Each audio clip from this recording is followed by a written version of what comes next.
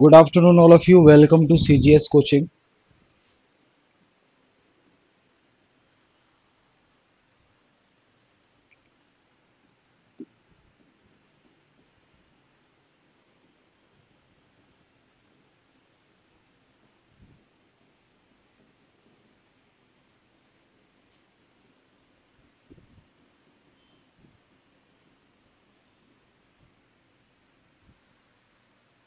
सभी बच्चे कनेक्ट हो जाएंगे जल्दी से।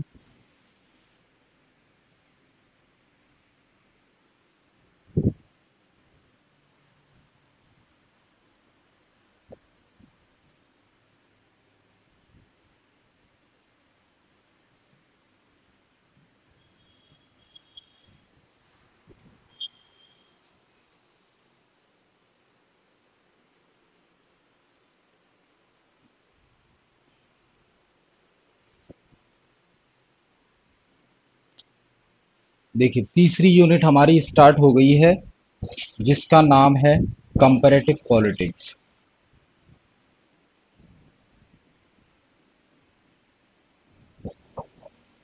तुलनात्मक राजनीति।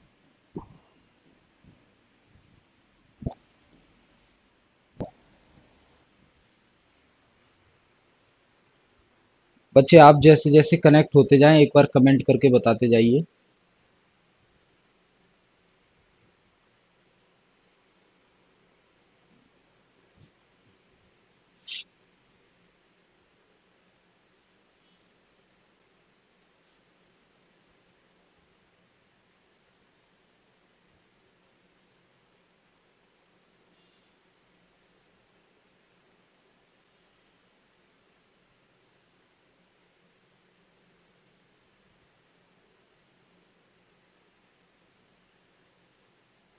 विजेंद्र कुमार, गुड आफ्टरनून जी, गुड आफ्टरनून। तो देखिए, पॉलिटिकल कंपैरेटिव पॉलिटिक्स के बारे में हमने बेसिक बात की थी कि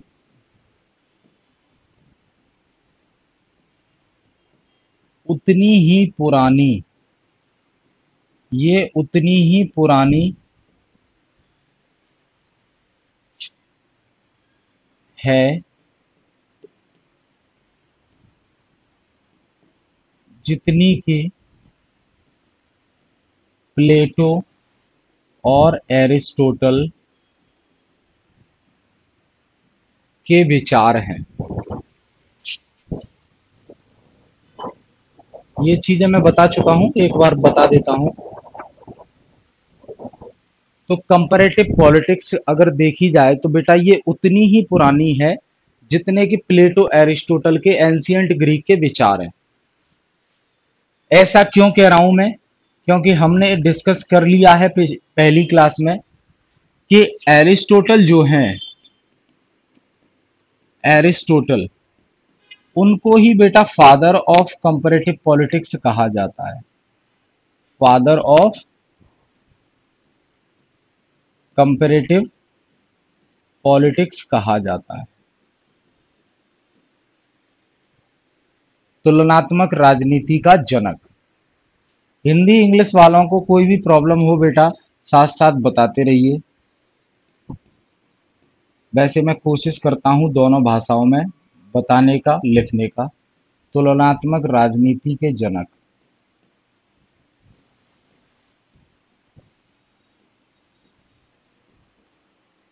इनको तुलनात्मक राजनीति के जनक कहा जाता है।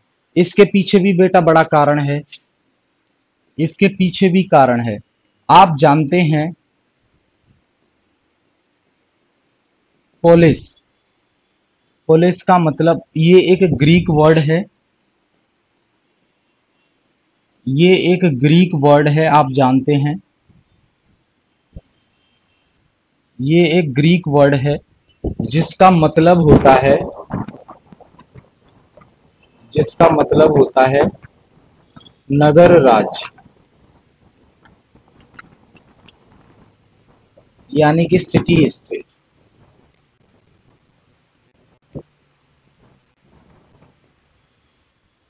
तो एरिस्टोटल को फादर ऑफ कंपैरेटिव पॉलिटिक्स क्यों कहा जाता है?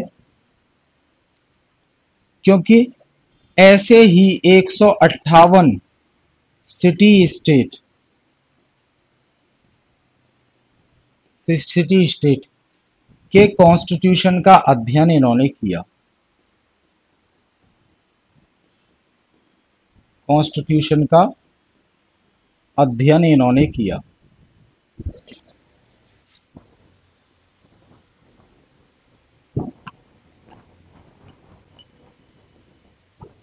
ठीक है।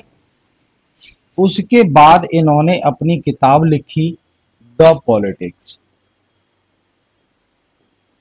द पॉलिटिक्स इन्होंने अपनी किताब लिखी।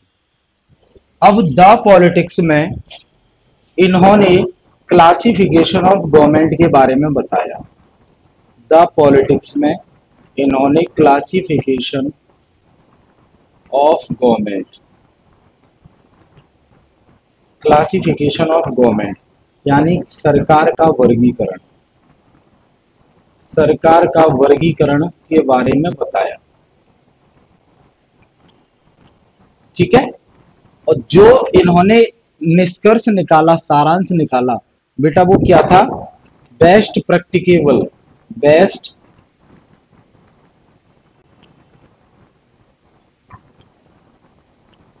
Best practicable form of government. क्या बताई इन्होंने? Polity. Best practicable form of government इन्होंने क्या बताई? पॉलिटी। और बेटा पॉलिटी बिल्कुल ठीक वैसी ही है, एरिस्टोटल की पॉलिटी बिल्कुल वैसी है जैसे कि प्रेजेंट में इंडिया में जो डेमोक्रेसी चल रही है। एरिस्टोटल की जो पॉलिटी फॉर्म ऑफ गवर्नमेंट है वो बिल्कुल वैसी है जैसी इंडिया में डेमोक्रेसी चल रही है, बस इन्होंने वहां पर नाम इस्तेमाल किया पॉलिटी। क्लियर है? ये सब कुछ आता है हमें, आपको सब कुछ आता है, प्रीवियस क्लास में ही बताया। तो इतनी सारी चीजें डिस्कस करने का पर्पस बेटा मेरा ये था, क्योंकि मुझे ये बताना था एरिस्टोटल को ही फादर ऑफ कंपैरेटिव पॉलिटिक्स कहा जाता है। और कंपैरेटिव पॉलिटिक्स उतनी ही पुरानी है जितने कि प्लेटो एरिस्टोटल के एंशियंट टाइम के विचार हैं, थॉट हैं। ठीक है, ये सारी चीजें हैं। यहां तक क्लियर है? रिवीजन ही किया है हमने। अब कंपैरेटिव पॉलिटिक्स को बेटा हम दो भागों में स्टडी करते हैं। कंपैरेटिव पॉलिटिक्स को हम दो भागों में स्टडी करते हैं। पहला, बिफोर वर्ल्ड वार सेकंड, और दूसरा आफ्टर वर्ल्ड वार सेकंड।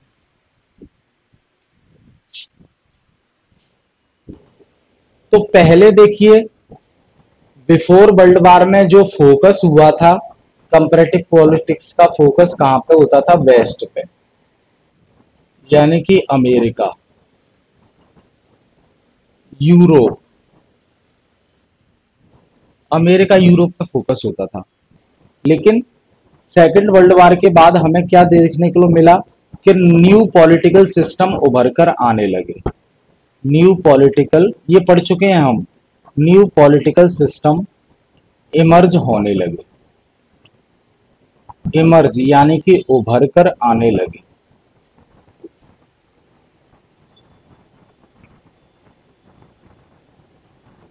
ठीक है, जैसे कि चाइना में कम्युनिस्ट, चाइना में कम्युनिस्ट पॉलिटिकल सिस्टम आ गया। चाइना में कम्युनिस्ट पॉलिटिकल सिस्टम आ गया, साम्यवादी विचारधारा।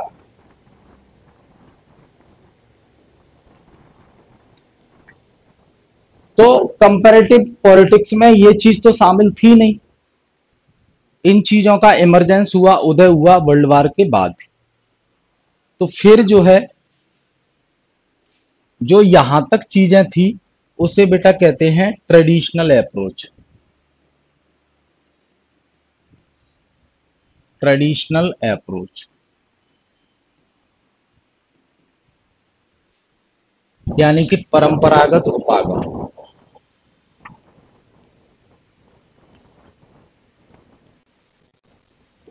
ठीक है।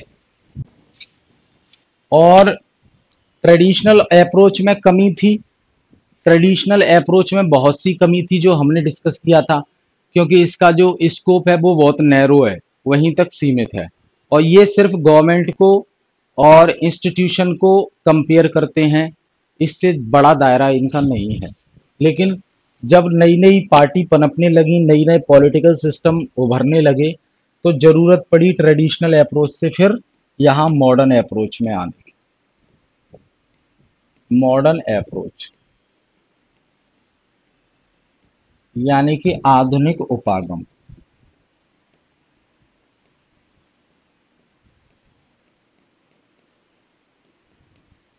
ये बेटा हमने डिस्कस कर चुका है, जस्ट क्विकली मैंने एक बार और बताया है आप। ठीक है।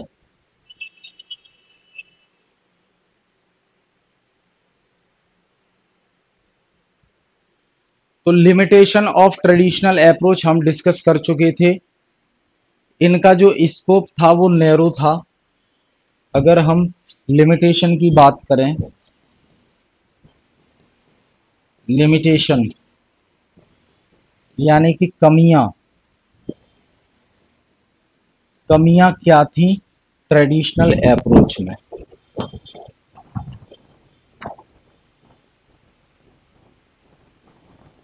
ट्रेडिशनल अप्रोच में कमी क्या थी, तो पहला देखिए, पहला इनका स्कोप, पहला इनका स्कोप, इनका स्कोप बहुत छोटा था बेटा, क्योंकि ये बेस्ट कंट्रीज को ही कवर करते थे। ओनली फोकसिंग वेस्ट कंट्रीज,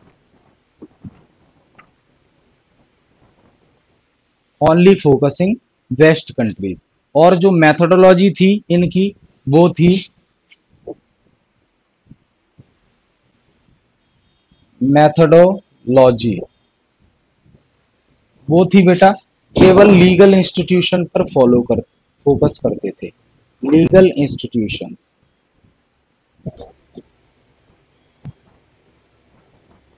ये सब डिस्कस कर चुके हैं, सिर्फ रिवाइज करा रहा हूं क्योंकि बच्चे भूल जाते हैं। ठीक है।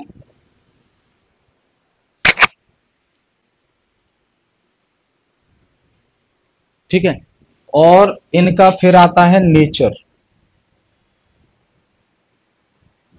यानी कि प्रकृति, वो बेटा स्टैटिक थी।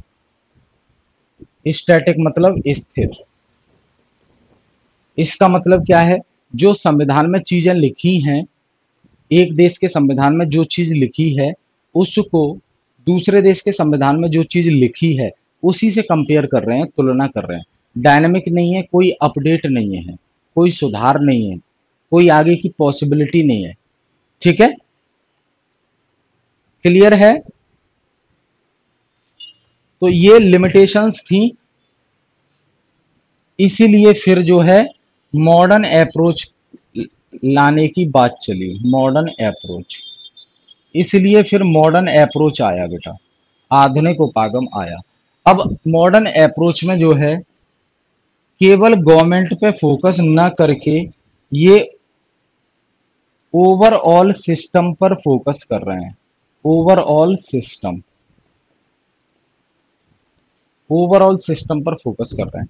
ट्रेडिशनल अप्रोच में गवर्नमेंट पर, लीगल इंस्टीट्यूशन पर फोकस किया जाता था, लेकिन मॉडर्न अप्रोच में न सिर्फ गवर्नमेंट बल्कि गवर्नमेंट के अलावा ओवरऑल सिस्टम, जो पूरा सिस्टम है उस पर फोकस कर रहे हैं। विजेंद्र बेटा समझ आ रही है ना चीजें, बताते रहिए साथ साथ। ठीक है। वेरी अटेंटिव हो आप, क्लास के लिए टाइम से आ जाते हो, तो समझ में आ रही है ना चीजें।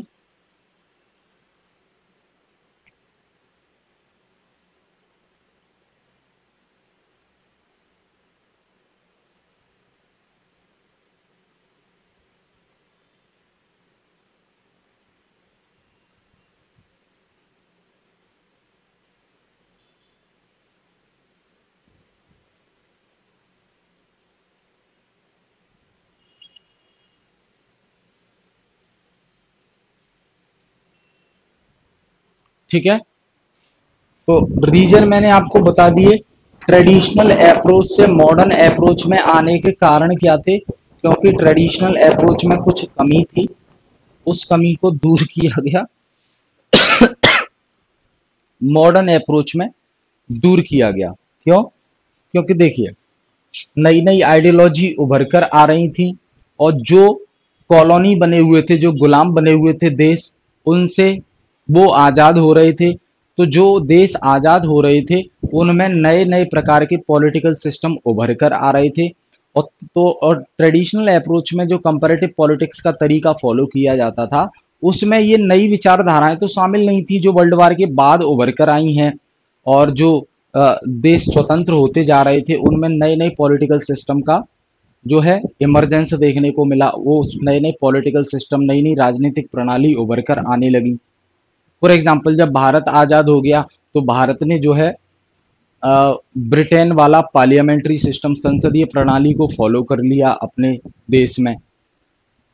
जबकि चाहता तो प्रेसिडेंशियल सिस्टम को भी फॉलो कर सकता था अमेरिका वाले। उस पर भी हम चर्चा करेंगे। ये कंपैरेटिव पॉलिटिक्स का आपका एक टॉपिक है, उसी के अंदर पार्लियामेंट्री सिस्टम और प्रेसिडेंशियल सिस्टम, ये एक टॉपिक है आपका। कंपैरेटिव पॉलिटिक्स में ही हम उसको पढ़ते हैं, हालांकि पॉलिटी के अंदर भी आता है, लेकिन उतना डिटेल से वहाँ इन चीज़ों पर बात नहीं होती है जितना कंपैरेटिव पॉलिटिक्स में होती है। ठीक है, क्लियर है? तो नए नए देश स्वतंत्र हो रहे थे, जो कॉलोनी बने हुए थे अंग्रेजों की, पहले अलग अलग देशों की, वो स्वतंत्र होकर आ रहे थे। ठीक है,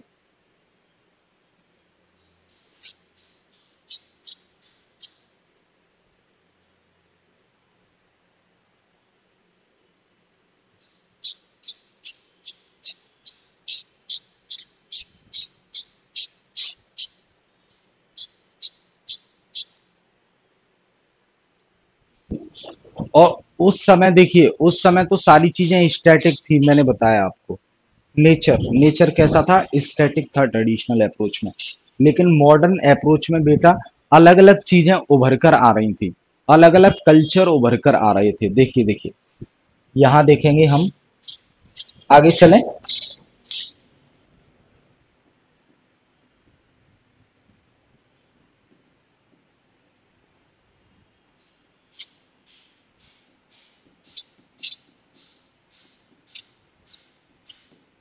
अलग अलग प्रकार का जो है कल्चर उभर कर आ रहा था, कल्चर उभर कर आ रहा था, जो शुरुआत में नहीं था। शुरुआत में सब स्थिर था जब ट्रेडिशनल अप्रोच था। लेकिन ट्रेडिशनल अप्रोच से मॉडर्न अप्रोच लाने की जरूरत क्यों पड़ी? क्योंकि अलग अलग कल्चर उभर कर आ रहा था, पहला। दूसरा, डी कॉलोनाइजेशन, यानी कि देश जो है स्वतंत्र हो रहे थे, स्वतंत्र हो रहे थे, देश जो है स्वतंत्र हो रहे थे। ठीक है, और सोसाइटी, इकोनॉमी, ये सब बदल रहा था। सोसाइटी में चेंज आ रहा था, समाज में चेंज आ रहा था, इकोनॉमी में चेंज आ रहा था। भाई देश स्वतंत्र हो रहे थे, तो अपनी अपनी इकोनॉमी की भी बात करने लगे वो अपने हिसाब से कि किस प्रकार इसको आगे बढ़ाया जाए। तो अर्थव्यवस्था में भी बदलाव देखने को मिल रहा था।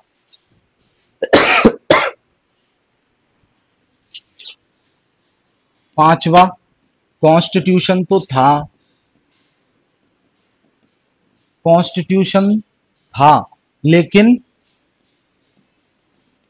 Lake of lacks of constitutionalism, constitutionalism, यानी कि संविधान तो था, ट्रेडिशनल अप्रोच में संविधान था, लेकिन संविधानवाद की कमी थी, संविधानवाद की कमी थी।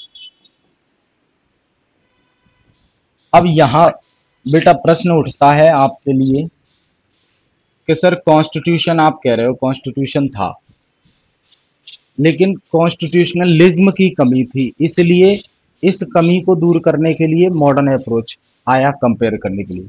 तो कॉन्स्टिट्यूशन और कॉन्स्टिट्यूशनलिज्म यानी कि संविधान और संविधानवाद में क्या अंतर होता है बेटा? एनी आइडिया विजेंद्र जी, सुना है कि संविधान और संविधानवाद में कोई अंतर होता है या दोनों एक ही चीज है? एक बार मुझे बता देंगे बच्चे, फिर मैं डिस्कस करता हूं इसको। जी मैं देख पा रहा हूं आपके कमेंट, एक बार मुझे बता दीजिए।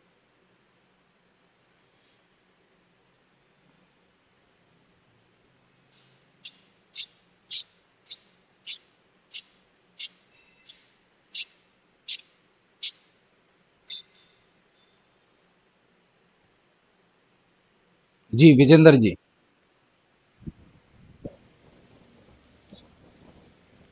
इतने सारे बदलाव थे, इसलिए मॉडर्न अप्रोच आधुनिक उपागम तुलना करने के लिए आधुनिक उपागम की जरूरत पड़ी। और नैरो था, स्टैटिक था, स्टैटिक था, ठीक है। और नैरो यानी कि बेस्ट पर फोकस कर रहे थे, बेस्ट फोकस, ठीक है। स्टैटिक मतलब जो संविधान में लिखा है उसी की तुलना करना, संविधान में जो लिखा है। आप जवाब दीजिए मुझे, मैं बता रहा हूं, इसको अभी एक्सप्लेन करता हूं।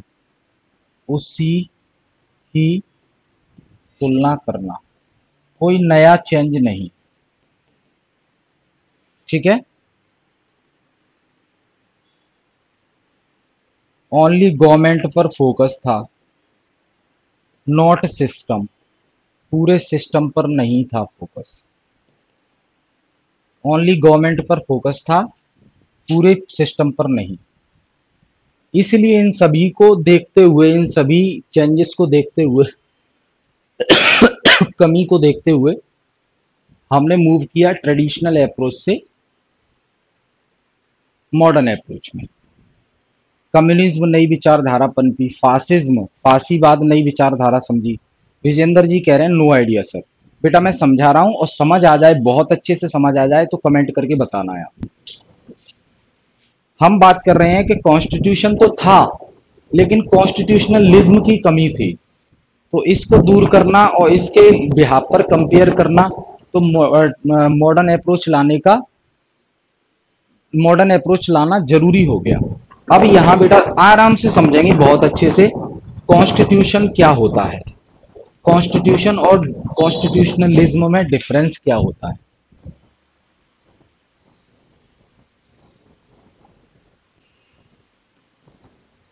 कॉन्स्टिट्यूशन,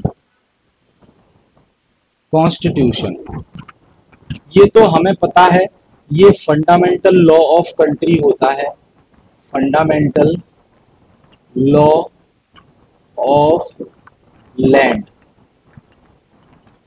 यानी देश का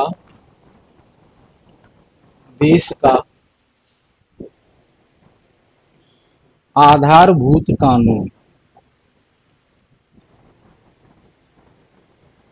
जिसके हिसाब से देश चलता है। और कॉन्स्टिट्यूशन में क्या होता है बेटा? रूल्स और रेगुलेशन होते हैं, रूल्स एंड रेगुलेशन। कॉन्स्टिट्यूशन में रूल्स एंड रेगुलेशन होते हैं। अब दूसरा कॉन्सेप्ट यहां आता है कि देखिए, हर देश का अपना अपना कॉन्स्टिट्यूशन होता है, ये हम जानते हैं। कॉन्स्टिट्यूशनलिज्म समझते हैं, कॉन्स्टिट्यूशनलिज्म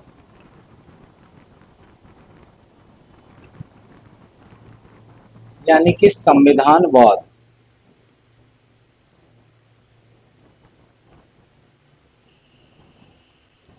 संविधानवाद, और इसे क्या कहेंगे? संविधान।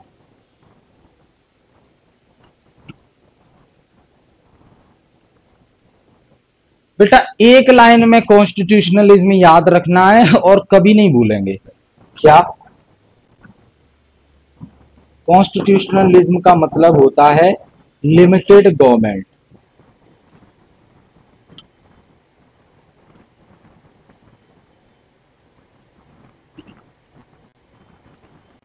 Limited government. कॉन्स्टिट्यूशनलिज्म का मतलब होता है लिमिटेड गवर्नमेंट, यानी कि सीमित सरकार।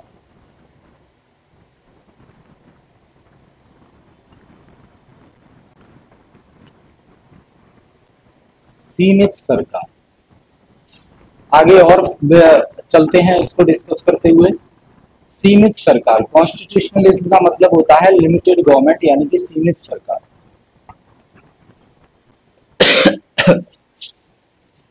सीमित सरकार का मतलब क्या होता है बेटा, कि किसी भी देश में जो सरकार है उसके पास जो शक्ति है, पावर है, वो एक ही के हाथों में ना हो, वो एक ही के हाथों में ना हो। हमने आई थिंक जो डेमो लेक्चर्स, जो 4 डेमो लेक्चर आपकी वेबसाइट पर पड़े हुए हैं शुरू में, उसमें 2 डेमो लेक्चर तो वेस्टर्न पॉलिटिकल थिंकर से रिलेटेड हैं और 2 डेमो लेक्चर जो है इंडियन गवर्नमेंट एंड पॉलिटिक्स से संबंधित है।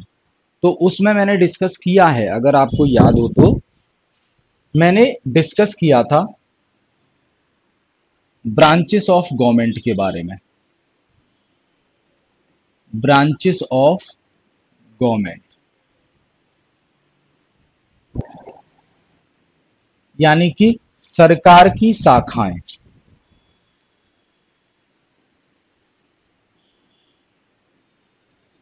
सरकार की शाखाएं कितनी होती हैं बेटा? सरकार की शाखाएं 3 होती हैं जी। 3 से मिलकर सरकार बनती है। पहला लेजिस्लेचर, दूसरा एग्जीक्यूटिव, तीसरा जुडिशरी।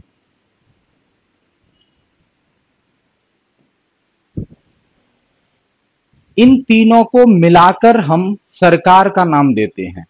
समझिए, इन तीनों को मिलाकर हम सरकार का नाम देते हैं। अब इन तीनों के फंक्शन बेटा अलग अलग होते हैं, सिर्फ एक लाइन में समझेंगे। कानून बनाने का काम इसका है, कानून बनाना, कानून को लागू करना, कानून लागू करना इसका है।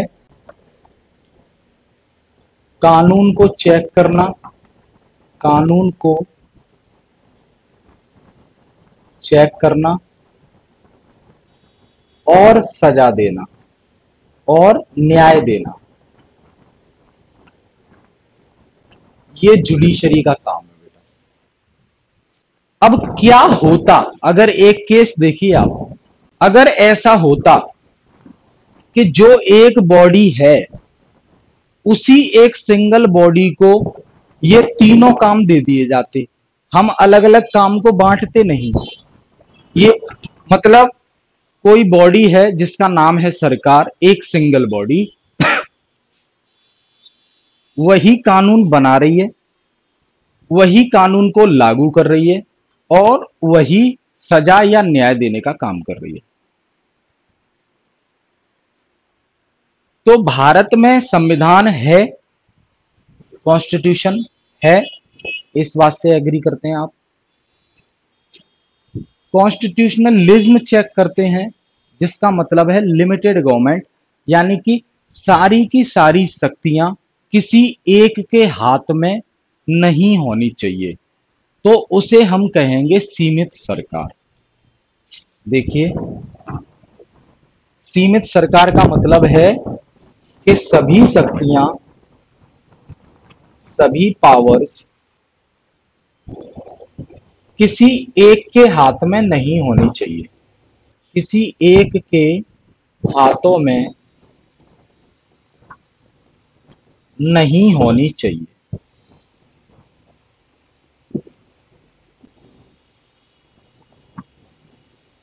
ये है बेटा सीमित सरकार, लिमिटेड गवर्नमेंट का कॉन्सेप्ट। तो लिमिटेड गवर्नमेंट यानी कि सीमित सरकार। लिमिटेड गवर्नमेंट मतलब समझ रहे हैं, गवर्नमेंट जो है लिमिट में रहे, अपनी हद में रहे, हर पावर उसके पास नहीं है, एक ही व्यक्ति के पास सारी पावर नहीं है। तो सभी की सभी पावर्स, यानी सभी पावर्स मतलब कानून बनाने की, कानून को लागू करने की और न्याय देने की, ये किसी एक ही के हाथों में नहीं होनी चाहिए, ये अलग अलग होनी चाहिए। तो बेटा हमने अलग अलग कर दिया। लेजिस्लेचर एक बॉडी है अलग जो कानून बनाती है, एग्जीक्यूटिव एक बॉडी है जो कानून को लागू करती है, जुडिशरी एक बॉडी है जो कानून को चेक करती है कि संविधान के हिसाब से बना है या नहीं बना है, प्लस न्याय देने का काम करती है। अच्छा, हिंदी इंग्लिश में कोई प्रॉब्लम तो नहीं है। इसको बेटा कहते हैं विधायिका, इसको कहते हैं कार्यपालिका, इसको कहते हैं न्यायपालिका।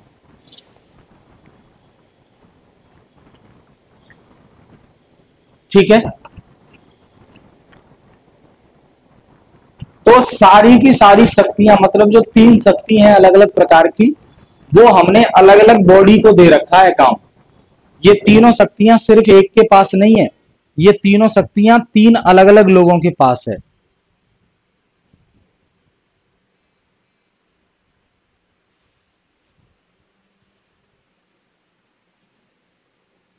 विजेंद्र कुमार, ये क्लियर हो गया ना?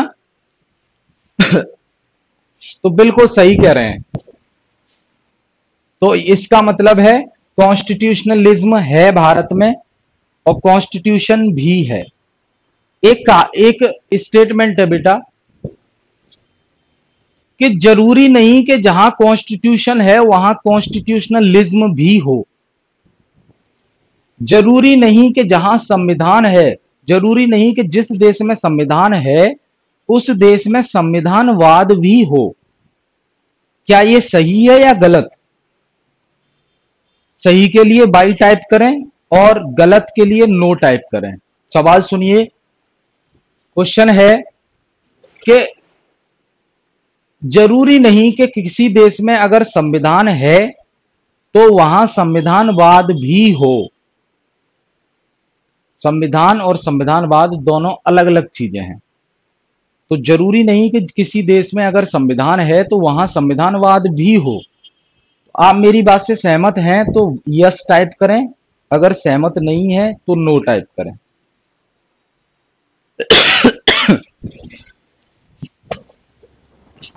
अब बेटा जो पावर को हमने डिवाइड कर दिया है, यहां से दो कॉन्सेप्ट निकलते हैं। एक निकलता है separation of power, separation of powers, और दूसरा कॉन्सेप्ट निकलता है checks and balances, checks and balances. Separation of power हम समझ रहे हैं अच्छे से, सेपरेशन ऑफ पावर हम समझ रहे हैं, शक्तियों का पृथक्करण। चेक्स एंड बैलेंसेस का मतलब है एक दूसरे पर ये लोग निगरानी रखते हैं, एक दूसरे पर निगरानी रखते हैं कि कोई गलत काम ना करे, निगरानी रखते हैं, इसे कहते हैं चेक्स एंड बैलेंसेस। ये दो कॉन्सेप्ट यहां से निकलते हैं। तो लेजिस्लेचर अगर कानून बनाएगा, हाँ बिल्कुल सही है, लेजिस्लेचर अगर कानून बनाएगा गलत कानून तो जुडिशरी या एग्जीक्यूटिव उस पर रोक लगा देगी। जुडिशरी अगर गलत फैसला सुनाएगी तो लेजिस्लेचर या एग्जीक्यूटिव उस पर रोक लगा देगी। मतलब इन तीनों में से कोई एक गलत काम करेगा तो बाकी के दो उसको टोक देंगे, उसको रोक देंगे कि भैया क्या कर रहे हो ये। हमने देखा था कि अभी 1.5 साल पहले सरकार ने, भारत सरकार ने 3 कृषि कानून बनाए थे, फार्मर्स लॉ। उसको लेकर मोस्टली ओवरऑल इंडिया में और खासकर देखने को मिला दिल्ली के बॉर्डर, हरियाणा उत्तर प्रदेश के जो किसान थे उन्होंने धरना प्रदर्शन शुरू कर दिया और नारे लगाने लगे, स्लोगन देने लगे कि ये तीनों जो है काले कानून हैं, इनको वापस लो। 1.5 साल तक धरना देते रहे, बीच में सुप्रीम कोर्ट ने भी इंटरफेयर किया, मतलब जुडिशरी ने भी इंटरफेयर किया कि भाई लेजिस्लेचर ने जो कानून बनाए हैं किसान उससे सहमत नहीं है तो आप इनको वापस लो। लेकिन फिर सरकार ने किसान नेताओं के साथ मीटिंग की, उनको समझाने की कोशिश की कि ये सही है सही है, किसान नहीं समझे। अंत में प्रधानमंत्री मोदी जी को मीडिया में आना पड़ा, हाथ जोड़ने पड़े और कहना पड़ा कि मुझे माफ कीजिए, मैं इन 3 कृषि कानून का फायदा आप किसान लोगों को नहीं समझा पाया, इसलिए इन तीनों कानूनों को भारत सरकार वापस लेती है और आने वाले पार्लियामेंट के सेशन में इन तीनों कानूनों को खत्म कर दिया जाएगा। समझ रहे हैं कैसे रोक लगाई एक दूसरे पर, जुडिशरी बीच में आ गई। क्लियर हुआ बेटा विजेंद्र जी? अब बताइए आप, अब तो नहीं भूलेंगे ना संविधान और संविधानवाद।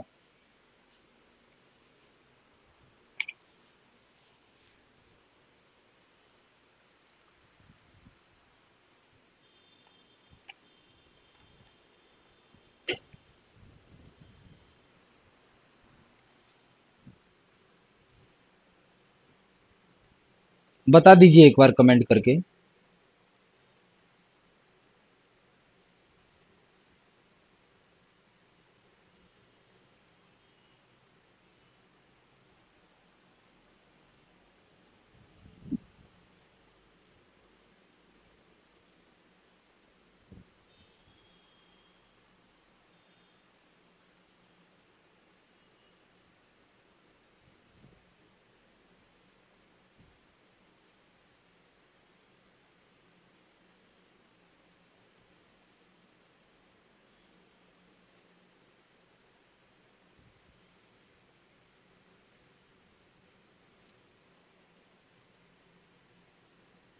जी सभी बच्चे बताएंगे।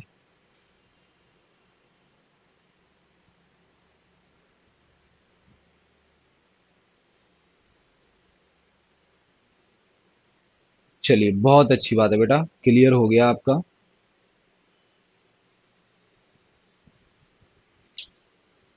चलिए देखिए आगे चलते हैं।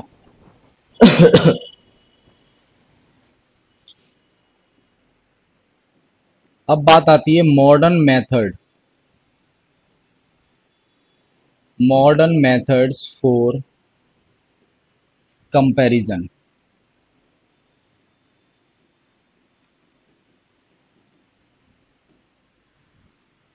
यानी कि तुलना करने के आधुनिक तरीके, तुलना करने के आधुनिक तरीके, तुलना करने के आधुनिक तरीके। तो इसमें हम देखेंगे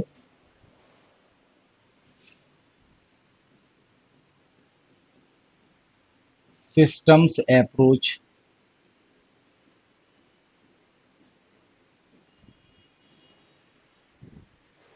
सिस्टम अप्रोच हम देखेंगे। इसके अलावा भी बहुत सारे, इसके अलावा बहुत सारे हैं, हम लोग सारे पढ़ेंगे, परेशान होने की जरूरत नहीं है, हम लोग सारे पढ़ेंगे, ठीक है ना।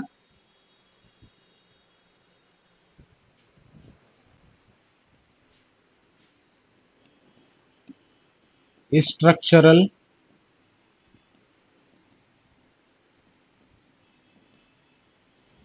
फंक्शनल अप्रोच, ये सारे अप्रोच हम डिटेल में पढ़ने वाले हैं। ये कंपैरेटिव पॉलिटिक्स के मेथड्स हैं, जो मॉडर्न मेथड्स हैं, जिनका हमें जिनको हमें स्टडी करना है और प्रश्न इनसे पूछे जाते हैं बेटा, ठीक है ना। क्लियर है? कोई भी डाउट हो बेटा साथ साथ पूछते रहिए।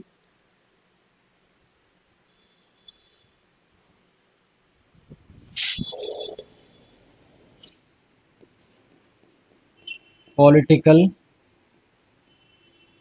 Economy approach, political economy approach. अगला है इसी में पॉलिटिकल सोशोलॉजी,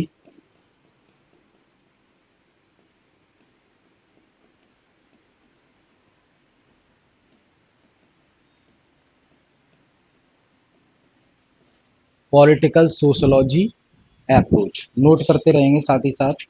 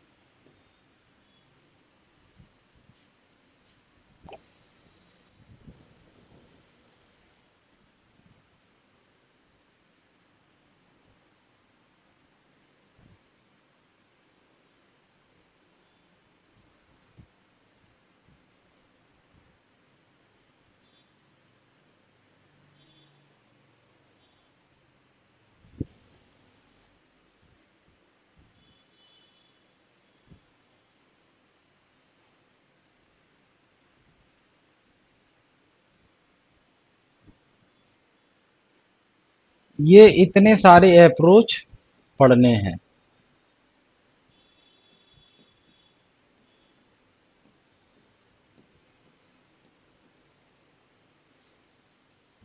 इतने सारे अप्रोच हमें पढ़ने हैं। नोट करिए इसको। यहां तक कोई डाउट है तो पूछ लीजिए।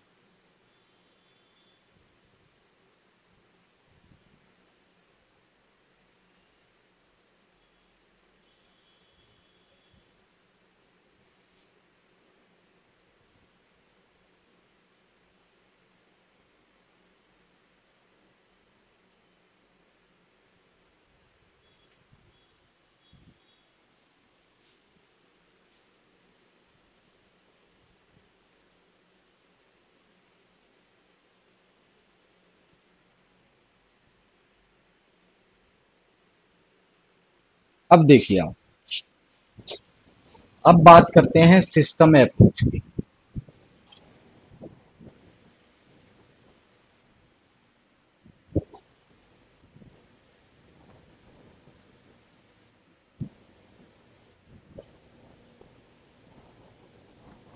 सिस्टम अप्रोच, यहाँ पे हम क्या करेंगे सबसे पहले, क्योंकि ये मॉडर्न मेथड्स हैं। ट्रेडिशनल मेथड में क्या होता था, ट्रेडिशनल अप्रोच में सिर्फ गवर्नमेंट,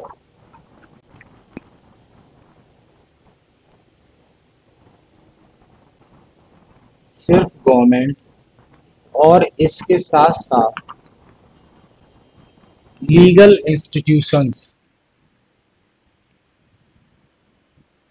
लीगल इंस्टीट्यूशंस को कंपैरिजन करने के लिए, को कंपेयर किया जाता था।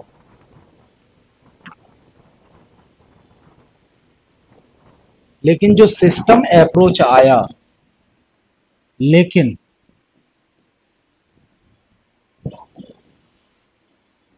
Modern approach, modern approach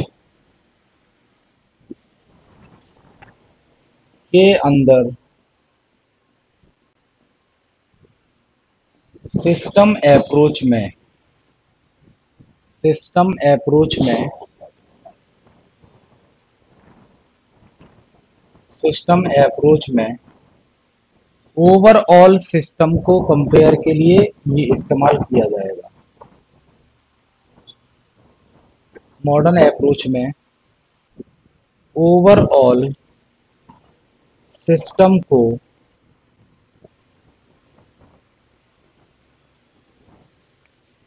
comparison के लिए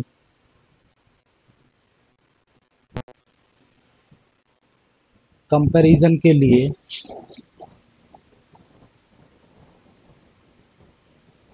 इस्तेमाल किया जाता है।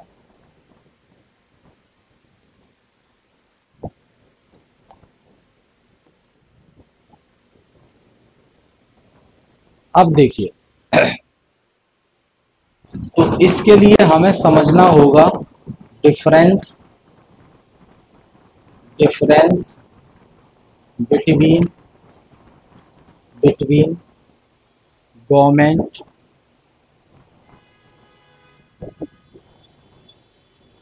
And political system.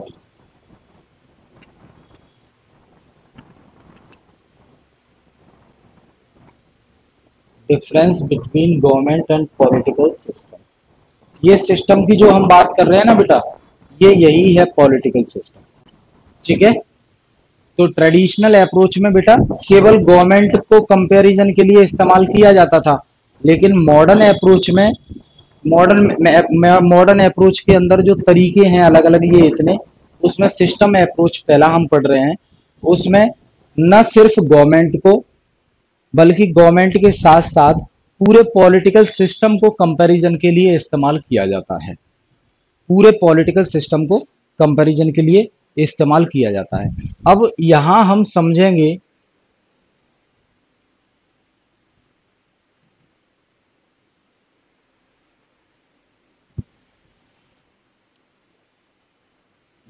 समझेंगे कि पॉलिटिकल सिस्टम होता क्या है।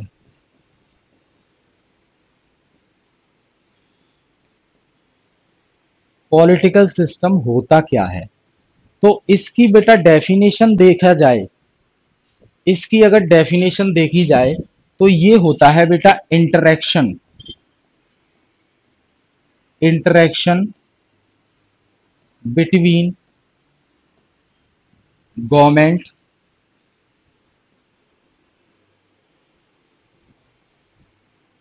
Government and its environment.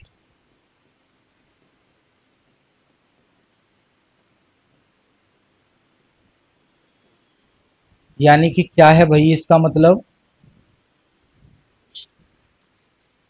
सरकार और आसपास के वातावरण आसपास के वातावरण वातावरण का इंटरेक्शन।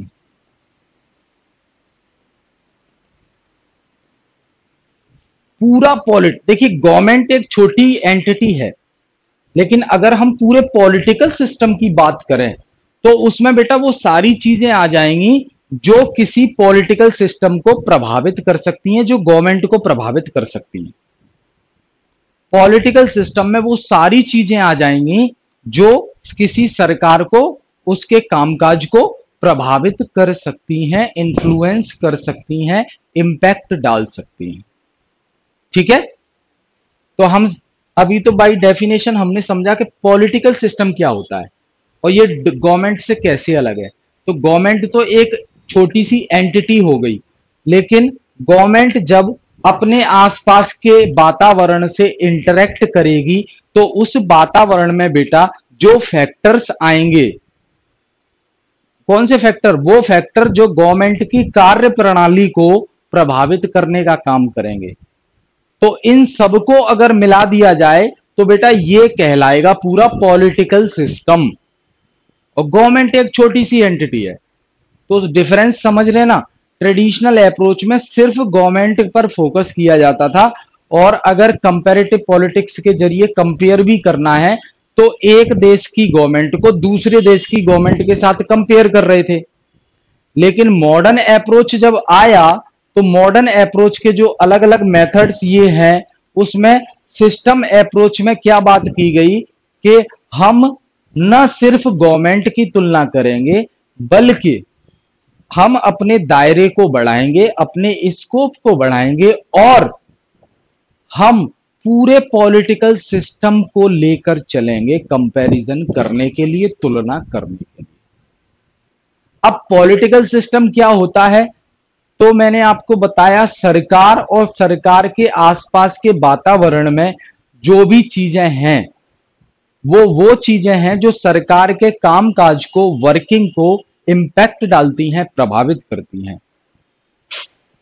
तो वो फैक्टर्स और गवर्नमेंट सबको अगर मिला दिया जाए तो ये पूरा पॉलिटिकल सिस्टम कहलाता है। बिल्कुल बिल्कुल बेटा, बिल्कुल विजेंदर, सही पकड़े हो, सही पकड़े हो, ठीक है ना, बिल्कुल सही बात है।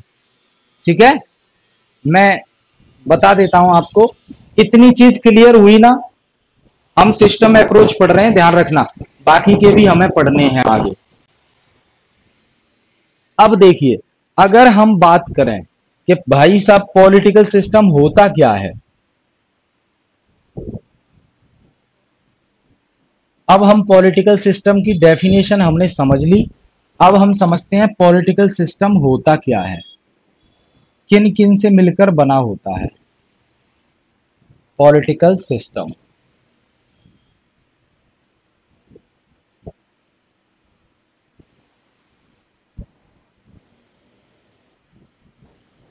देखिए, ये बीच में आ गया पॉलिटिकल सिस्टम, ठीक है, क्लियर है।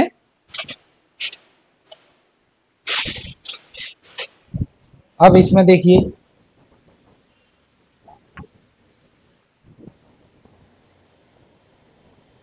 Social system,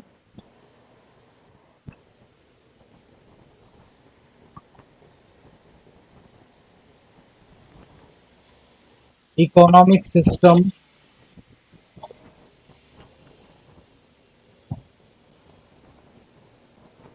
cultural system,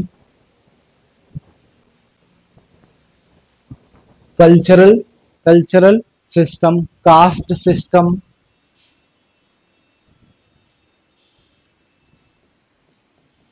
caste system,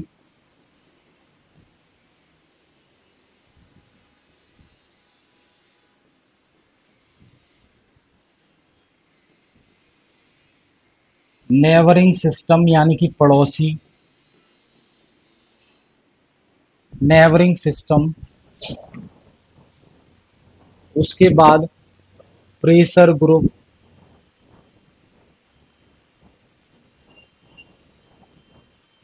उसके बाद मीडिया, उसके बाद एनजीओ, उसके बाद जो है अपोजिशन पार्टी,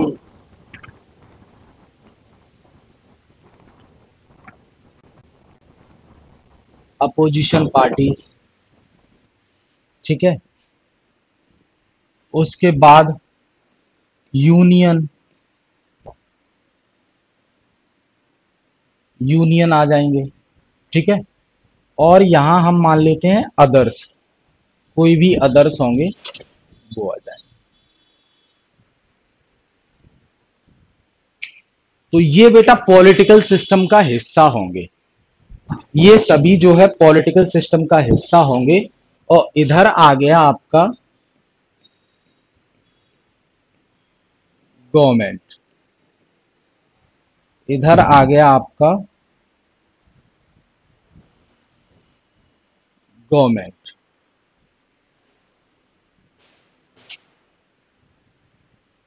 इधर आ गया आपका गवर्नमेंट। अब देखिए,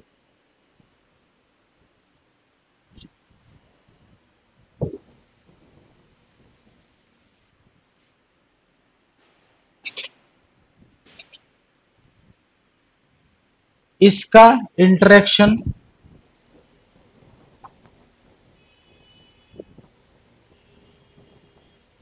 और इसका इंटरेक्शन,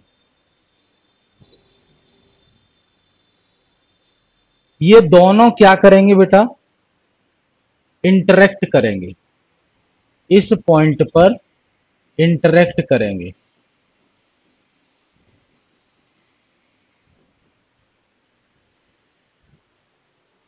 तो गवर्नमेंट को ये पूरा पॉलिटिकल सिस्टम प्रभावित करेगा। समझ रहे हैं? अभी समझ आया आपको? विजेंद्र कुमार बेटा समझ आया?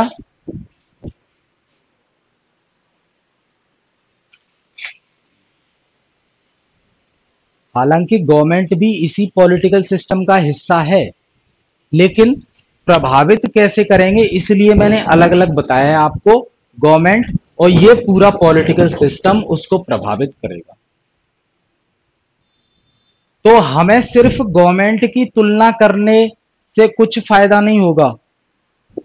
अगर हमें कुछ सुधार करना है तो हमें नेबरिंग कंट्री की भी तुलना करनी पड़ेगी, उसमें क्या कमी है क्या अच्छाई है वो देखनी पड़ेगी, दबाव ग्रुप क्या कह रहे हैं उनकी भी बात देखनी पड़ेगी, मीडिया क्या चला रही है, एनजीओ क्या है, सोशल सिस्टम समाज व्यवस्था कैसी है, अपोजिशन पार्टीज क्या चाह रही हैं, आर्थिक व्यवस्था कैसी चल रही है, कल्चर कैसा है, ये भी प्रभावित करेगा।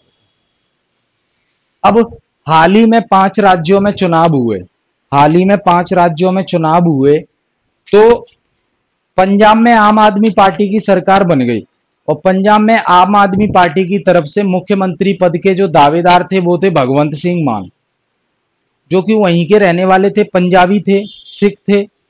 अगर सोचिए आप, मैं कल्चर वाले एस्पेक्ट पर बात कर रहा हूं, कल्चर वाले एस्पेक्ट पर बात कर रहा हूं। सोचिए कि आम आदमी पार्टी जब चुनाव लड़ रही थी, जिस समय उन्होंने चुनाव से पहले मुख्यमंत्री पद का दावेदार भगवंत सिंह मान को बनाया, अनाउंस किया जनता के सामने, उसी समय जो स्टालिन है, स्टालिन मुख्यमंत्री हैं साउथ में, स्टालिन मुख्यमंत्री हैं साउथ में। अगर मान लीजिए स्टालिन टाइप का ही कोई व्यक्ति अरविंद केजरीवाल अनाउंस करते कि पंजाब में अगर आम आदमी पार्टी की सरकार बनी तो ये स्टालिन आपके पंजाब के मुख्यमंत्री बनेंगे हमारी पार्टी की तरफ से, साउथ का व्यक्ति, तो क्या पंजाब के लोग स्वीकार करते उसको? कल्चर अलग है, नहीं करते। कास्ट सिस्टम अलग है, नहीं करते। तो उसको वोट भी नहीं देते आम आदमी पार्टी को। वो सोचते कि भाई आम आदमी पार्टी को वोट दे तो दें, लेकिन जीत गई तो मुख्यमंत्री तो साउथ वाला बन जाएगा, हमारा मुख्यमंत्री सिख समुदाय से होना चाहिए ना। भगवंत सिंह मान को बना दिया। तो कल्चरल एस्पेक्ट प्रभावित कर रहा है ना पूरे पॉलिटिकल सिस्टम को। समझ आ रहा है या नहीं आ रहा? बताएं भाई।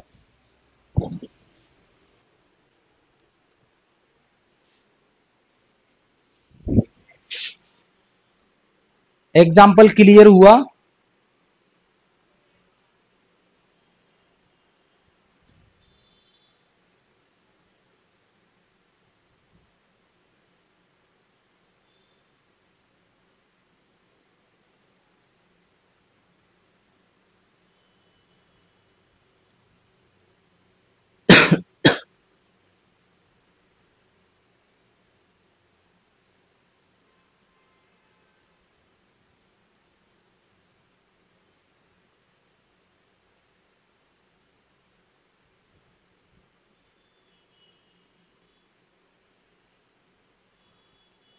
क्लियर हुआ एग्जाम्पल? चलिए बहुत अच्छी बात है भाई, क्लियर होना चाहिए।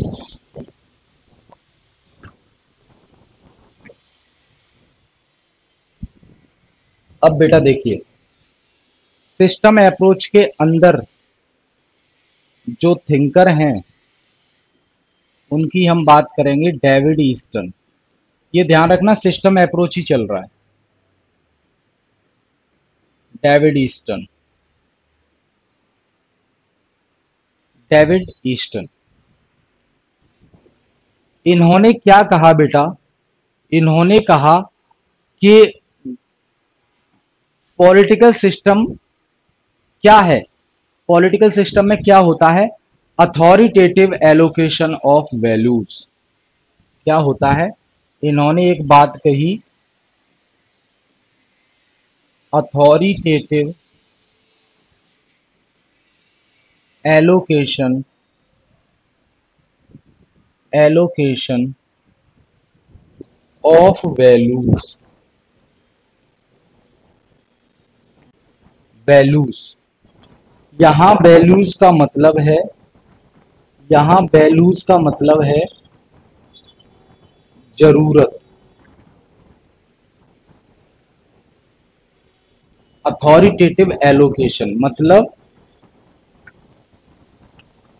प्रोवाइड करना।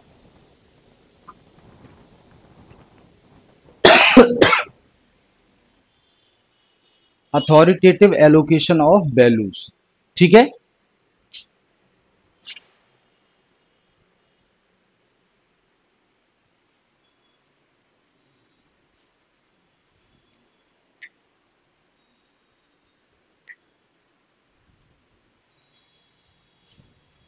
तो इसका अगर मतलब देखा जाए बेटा, तो यहां पे आपको ध्यान रखना है कि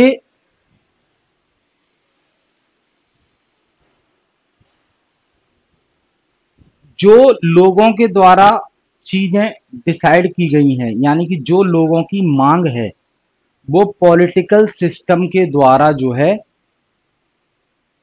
स्वीकार की जाती हैं। ये एग्जाम्पल, वो सॉरी, डायग्राम से आप अच्छे से समझेंगे। डायग्राम बताता हूं आपको। ठीक है। यहां देखिए, इनपुट ध्यान रखेंगे हम, इनपुट, और यहां आएगा आउटपुट। इनपुट और आउटपुट। ठीक है।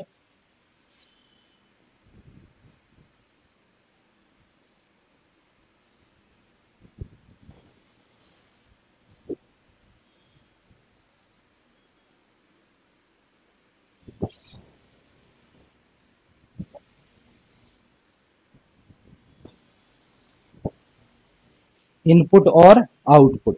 यहां से कोई इनपुट जा रहा है और ये है फीडबैक। ये क्या है? फीडबैक। ठीक है। अब देखिए, इनपुट में क्या आएगी? डिमांड आएगी और सपोर्ट आएगी। इनपुट में क्या आएगी? डिमांड,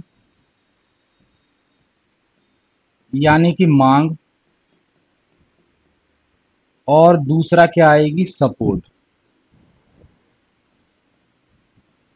यानी कि समर्थन। ये इनपुट में आएगा सरकार के पास। ये पॉलिटिकल सिस्टम है बेटा, पॉलिटिकल सिस्टम। ठीक है। पॉलिटिकल सिस्टम है।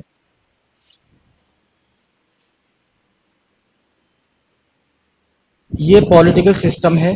इसके पास मांग आई जनता से कि भाई हमें जो है ट्रिपल तलाक पर कानून बनवाना है। ये डिमांड आ गई सरकार के पास इनपुट के माध्यम से। सरकार ने स्वीकार कर ली और यहां पर जो है आउटपुट दे दिया। आउटपुट क्या? डिसीजंस ले लिए। डिसीजंस यानी कि निर्णय सरकार ने ले लिए। और दूसरा मान लो पॉलिसीज बना दी, नीति बना दी, कानून बना दिया। नीति बना दी, कानून बना दिया। ठीक है।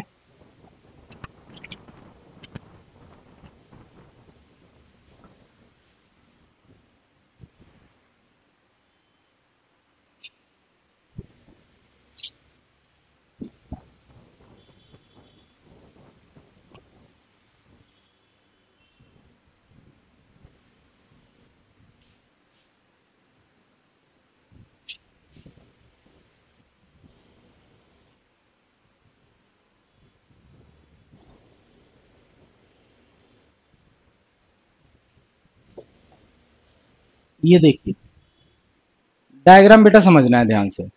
ठीक है। डायग्राम ही है जो कुछ है।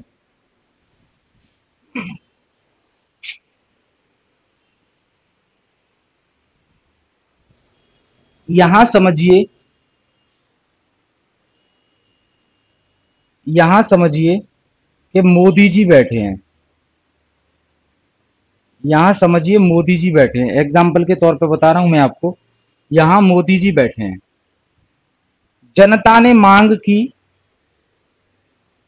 धरना प्रदर्शन किया कि जी हमें जो है सी टेट का एग्जाम है वो लेट क्यों हो रहा है, हमें वो टाइम पे करवाना है। और इसको लेकर स्टूडेंट ने धरना प्रदर्शन कर दिया। अब डिमांड आई सरकार के पास, सरकार ने उस पर सोच विचार किया।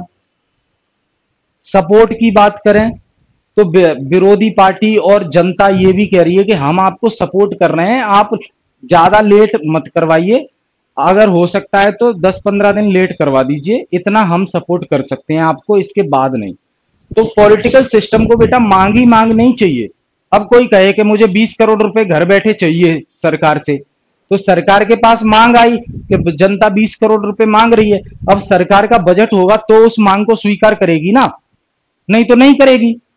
तो भैया समर्थन भी चाहिए लोगों का, ऐसा नहीं है आप मांग करते जा रहे हो, मांग करते जा रहे हो, आप सपोर्ट भी तो करो सरकार को। सरकार का जितना बजट होगा उतना काम करेगी, उतनी मांग आपकी मानेगी।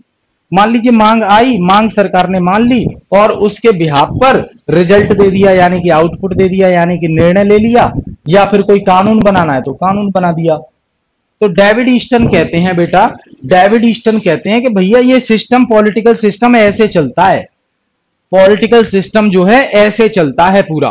पॉलिटिकल सिस्टम के पास, सरकार के पास इनपुट आती है, सरकार उसको स्वीकार करती है, और सरकार के बजट में होता है तो स्वीकार करती है, नहीं तो रिजेक्ट कर देती है। सरकार ने मान लो अगर स्वीकार कर लिया तो सरकार फिर उस पर डिसीजन लेती है या कोई नीति निर्माण करती है। क्लियर है? ये बेटा डेविड ईस्टन कहना चाह रहे हैं पॉलिटिकल सिस्टम को लेकर, ये डेविड ईस्टन कहना चाह रहे हैं पॉलिटिकल सिस्टम को लेकर, यही इसी का मतलब है अथॉरिटेटिव एलोकेशन ऑफ वैल्यूज, यानी कि जो जरूरतें हैं वो सरकार स्वीकार करेगी और सरकार उस पर निर्णय सुनाएगी, और जो निर्णय सुनाएगी वो जनता को स्वीकार होगा। ठीक है भैया, ये डायग्राम समझ में आया डेविड ईस्टन का, मॉडर्न अप्रोच से संबंधित? बताएंगे सभी। ये मोदी आप लिख मत देना, मैंने आपको सिर्फ समझाने के लिए बताया बेटा, ठीक है?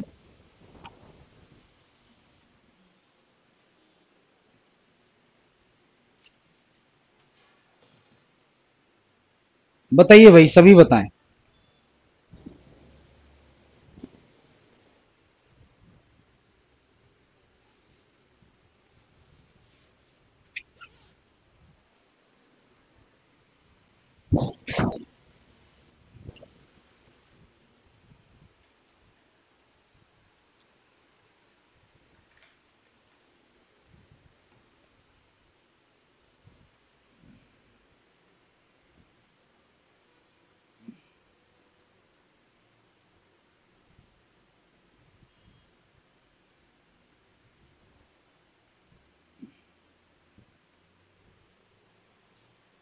क्लियर हो गया?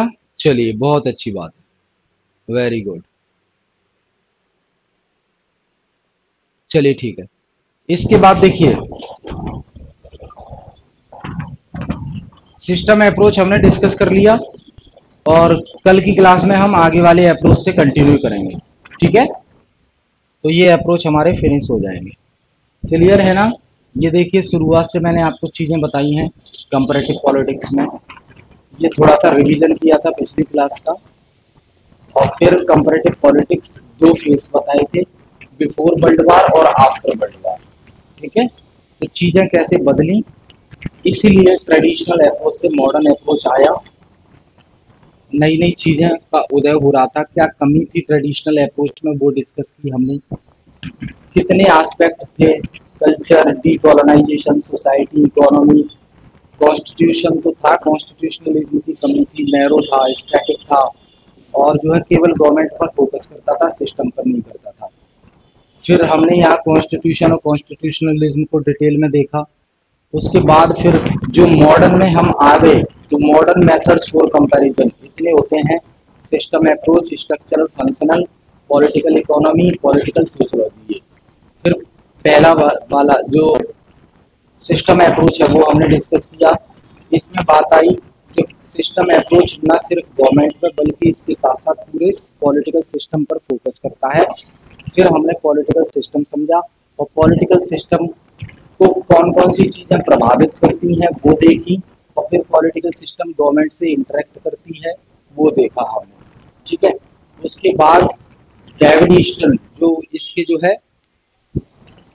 एक्सपोनेंट है सिस्टम अप्रोच के, तो डेविड ईस्टन ने ये डायग्राम बताया जिसमें उन्होंने कहा अथॉरिटेटिव एलोकेशन ऑफ वैल्यूज, यानी कि जनता की मांग आएगी उसे सरकार स्वीकार करेगी और सरकार फिर जो निर्णय सुनाएगी उस वो जनता स्वीकार करेगी।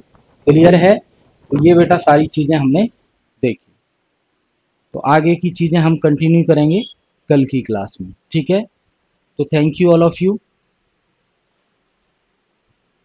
और कोई डाउट है बेटा तो पूछ लीजिए आप। और कोई डाउट है आपके किसी भी प्रकार के, वो पूछ लीजिए एक बार।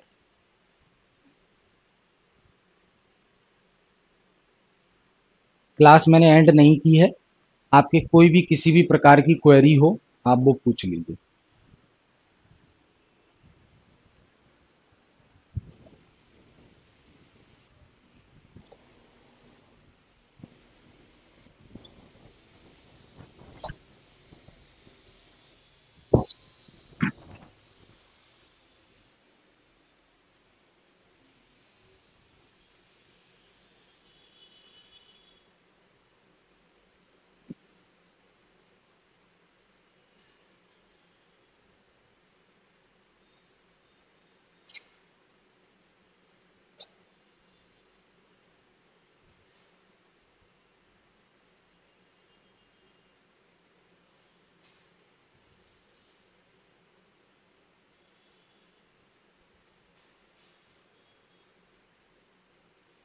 चलिए ठीक है, thank you all of you, फिर मिलते हैं नेक्स्ट क्लास में।